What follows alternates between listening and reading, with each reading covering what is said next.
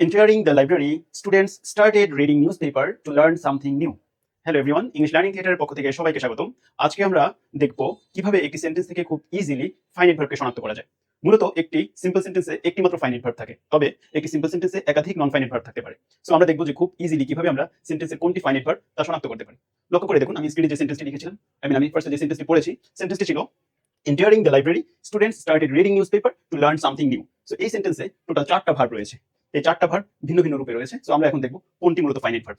লক্ষ্য করে দেখুন, এখানে entering একটি ভার্ব, এরপর started একটি ভার্ব, reading একটি ভার্ব এবং learning to learn একটি ভার্ব। অর্থাৎ টোটাল এখানে 4টা ভার্ব রয়েছে এবং এরা ভিন্ন ভিন্ন রূপে রয়েছে। সো এখন আমরা এই সেন্টেন্স থেকে ফাইনাইট ভার্বকে আইডেন্টিফাই করার জন্য আমরা একটু দেখে নেব যে কিভাবে খুব সহজে একটি সেন্টেন্সের কোন ভার্বটি ফাইনাইট ভার্ব হয় তা কিভাবে আমরা শনাক্ত করতে পারি।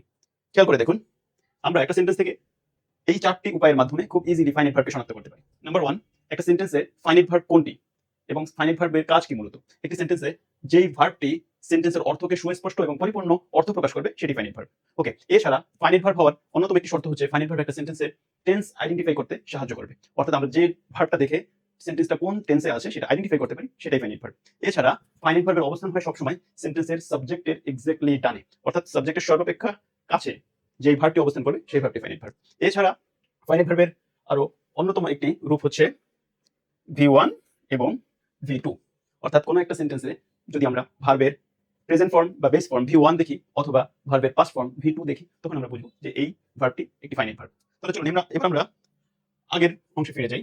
খেয়াল করুন সেন্টেন্সটা, এই সেন্টেন্সে সাবজেক্ট কে। মূলত এই সেন্টেন্সের সাবজেক্ট হচ্ছে স্টুডেন্টস। সবচেয়ে কাছের যে ভার্বটা সাবজেক্টের, এটা যদি সাবজেক্ট হয় স্টুডেন্টস, যদি এখানে সাবজেক্ট হয় সাবজেক্টের সর্বাপেক্ষা কাছের ভার্ব হচ্ছে স্টার্টেড। এবার আমরা একটু দেখি যে স্টার্টেড এই ভার্বটা ভার্বের কোন ফর্মে আছে। খেয়াল করে দেখুন, স্টার্টেড ভার্বটা হচ্ছে ভার্বের পাস্ট ফর্ম অর্থাৎ V2 রূপে আছে। এছাড়া অন্যান্য ভার্বগুলোকে আমরা একটু দেখি। দেখুন এখানে এন্টারিং ভার্বটা, এই ভার্বটা হচ্ছে মূলত V1 প্লাস ing রূপে আছে, V1 প্লাস ing রূপে আছে। সো আমরা বলেছি যে ফাইনাইট ভার্বের রূপ হচ্ছে দুইটা, একটা V1 আর একটা V2। সো ভার্বের ing ফর্ম ফাইনাইট ভার্ব হতে পারে না। এরপর আমরা দেখি একইভাবে রিডিং ওয়ার্ডটিও V1 প্লাস ing রূপে আছে। সো এটাও ফাইনাইট ভার্ব হতে পারবে না।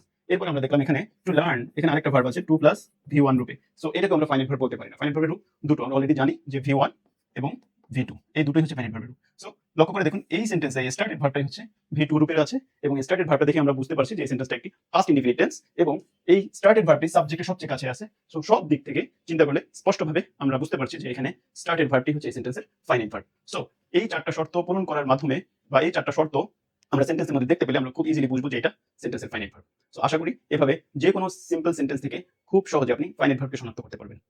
আশা করি ভিডিওটি সবার ভালো লেগেছে। যদি ভিডিওটি ভালো লেগে থাকে সবাই লাইক, কমেন্ট এবং শেয়ার করবেন। Thank you very much.